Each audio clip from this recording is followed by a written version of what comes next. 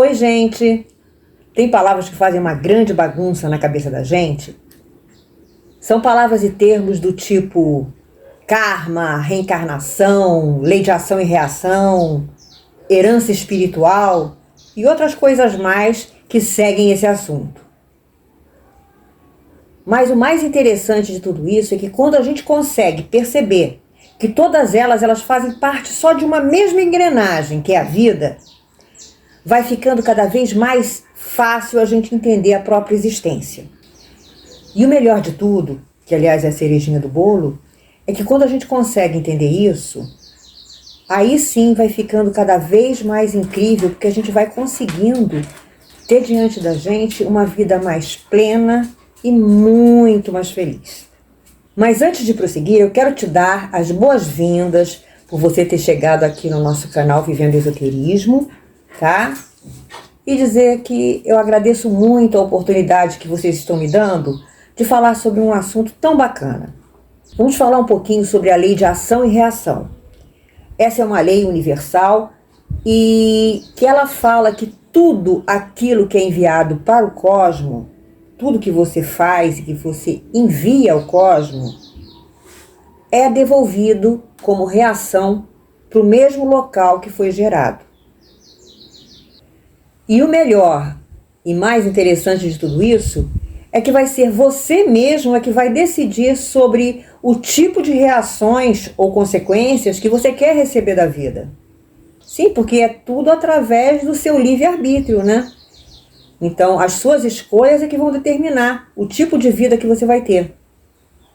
Só que muitas vezes, as atitudes que a gente toma, elas geram situações, reações que só vão nos alcançar bem mais tarde, muitas vezes em outras vidas. E é a isso que a gente chama de herança espiritual. E essas situações, elas vão ficando muito interessantes. Sabe aquelas coisas bloqueios na maioria das vezes, que teimam em ficar ali, a gente tenta dissolver, a gente tenta solucionar, mas nada parece que resolve? Então, uma grande parte deles são heranças espirituais que a gente recebeu e que por alguma razão vão se manter ali por muito tempo como reação de algo que a gente fez. Se eu falasse para vocês agora que uma grande parte das coisas que vocês estão trazendo de outras vidas vai ficar marcado nas suas mãos. Incrível, né? Para você compreender bem algumas das suas heranças espirituais, só é necessário que você compare as duas mãos, tá? Vocês recordam que a mão que você assina o seu nome, normalmente, é a mão ativa ou dominante, a direita, na maioria das vezes. E a outra é chamada de mão passiva, tá bom? A mão dominante é a da vida atual que você tem, enquanto que a mão passiva é aquela da vida passada, da herança espiritual. No caso do canhoto é só você inverter. A mão esquerda, ele passa a se apresentar para o mundo, então é a mão dominante dessas vidas, das atuais. E a outra mão passa a ser das heranças espirituais.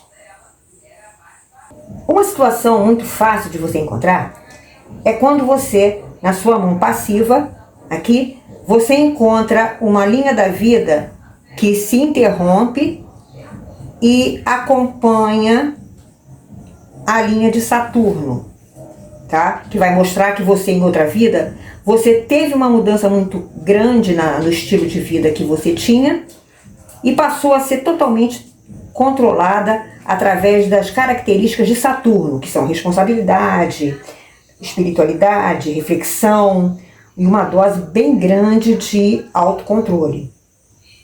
Mas aí você compara essa mão de vidas passadas à tua mão dominante e você vai ver que ela começa bem pertinho aqui, tá vendo? Do monte de Júpiter, que vai te identificar que você tem tido nessa vida atual uma vida que mantém você como muito idealista, está sempre em busca de alcançar os seus ideais. Nunca está preocupada de verdade com o estilo de vida das outras pessoas. Como a gente pode entender que nenhum dos dois é um estilo de vida muito pleno? Eu acredito que você devesse buscar um certo equilíbrio entre os dois, porque eu acredito que você não vai encontrar em nenhum dos dois sozinhos a vida ideal. Vamos olhar agora um pouco para a linha do coração. Na mão passiva, você vê que a linha do coração, ela para bem embaixo do monte de Júpiter. Você foi totalmente influenciado pelo seu parceiro. Mais tarde, tentasse cobrar deles um amor na mesma proporção, o que, com sinceridade, não deve ter dado muito certo, tá? Agora você tem uma linha do coração que só vem até a área do Sol, tá? Que mostra que você não se entrega a mais ninguém e que as suas relações amorosas só atendem ao seu próprio ego. Ou seja, só te importa hoje o fato da conquista, sem se importar realmente com o lado emocional que a outra pessoa tenha. Também, dessa vez, o ideal que eu digo é você alcançar o meio termo.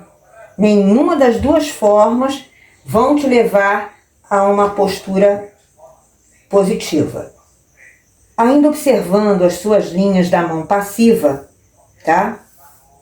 Que é a mão que traz a herança kármica, você pode ter uma linha que forma um semicírculo à volta da área de Júpiter, que é chamado de Anel de Salomão. Esse anel, ele conta a facilidade que esse portador tem de ocupar situações de liderança espiritual, tipo padre, pastor ou gurus. E nessa mesma mão também você pode encontrar um outro semicírculo, sendo que anel de Mercúrio, embaixo do dedo de Mercúrio, que vai dizer que você teve também uma certa facilidade, uma tendência à desonestidade e à falta de verdade. E essas duas linhas, elas vão dizer que você pode não ter usado de forma positiva o dom da palavra. E com isso, nós acreditamos sim que você não tenha nenhum dos dois sinais na mão dominante, na mão da tua vida atual. Porque uma coisa é certa, tudo aquilo que você não souber usar, você vai perder. Mas não são só as linhas que podem dizer para você alguma coisa sobre a sua herança kármica. O polegar também, quando ele se curva, tá, sobre a unha, ele fala da facilidade que alguém tem em te influenciar.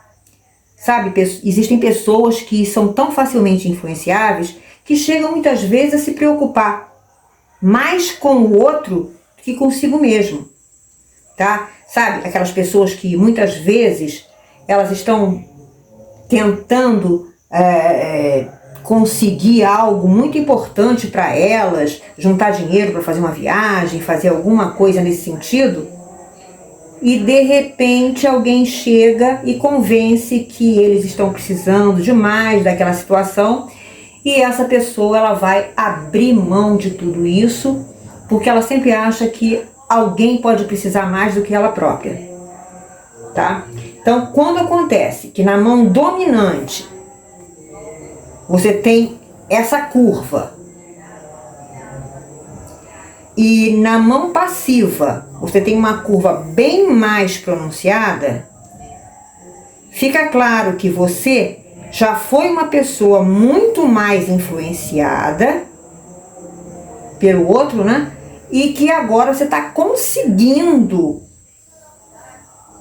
mudar isso, fazendo valer um pouco mais a sua própria vontade. E isso é algo que você tem que se orgulhar, porque você está ganhando a possibilidade de se desenvolver espiritualmente. Gente, nós poderíamos continuar aqui falando centenas de exemplos sobre todas as comparações possíveis entre as duas mãos, mas eu acho que é quase impossível a gente abordar todos. Então eu acredito que o mais importante é que a gente perceba como é que as diferenças nas mãos podem explicar todo o nosso desenvolvimento espiritual. E lembrem-se, né? Aproveitem tudo que você recebe na sua vida, porque assim como você recebeu os dons, tudo pode ser tirado de você se você não souber usar da maneira positiva, nessa vida ou numa futura. Até o próximo vídeo e muito obrigado pelo tempo de vocês. Bye, bye.